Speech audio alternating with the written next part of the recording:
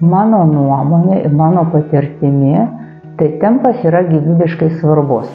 Tik tai kokios mes suteiksime reikšmės. Ar aš esu šito tempo šeimininkė, ar aš esu vergė šito tempo. Tempas yra lygiai toks pats kaip ir reikia, noriu, nenoriu, didinu, mažinu tempą.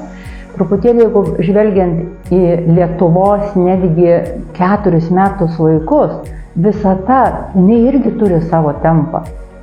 Dievas turi savo tempą. Pirmadienio tempas, sekmadienio tempas. Pavasario tempas, žiemos tempas. Jeigu mes tempą įvardinsim, kai yra blogis, kai jisai mumis nuvaro nuo kojų, kai mes jam pasiduodam, kai mes esam vartotojai, tai mes to įtikėsim, taip ir gyvensim. Bet jeigu mes pasakysim, kad tempas yra sudėdamoji dalis, auginu mažus vaikus, aš esu dideliam tempe, vaikai į mokyklą eina yra kitokiam tempe, vaikai, studentai, tempas yra kitoks, senatvėje tempas irgi kitoks ir netgi tempas gali būti labai naudingas. Paimti senatvę, tai kaip be tempo. Tai ką jau viskas? Tai bus kardiograma tokia, o kardiograma yra judanti, jinai visą laiką veiksme.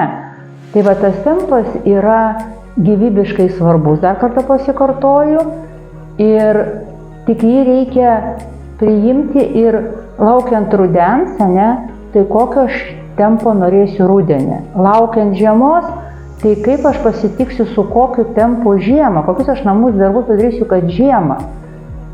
Aš labai gerai atsimenu savo senelius, kai ten būdavo vasarą nuvažiuoji, aš vaikas, paauglė, aš nespėdavau su jais, ten būdavo taip stipru. Bulviakasiai, sodinimai, rauginimai, ravėjimai, šienai.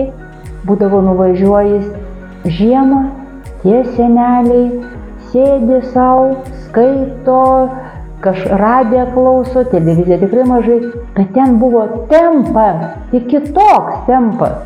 Tai mano patirtimi ir mano gyvenimo išvadomis, kad tempas reikalingas ir būkime mes tempo šeimininkai, o ne tempo vargai.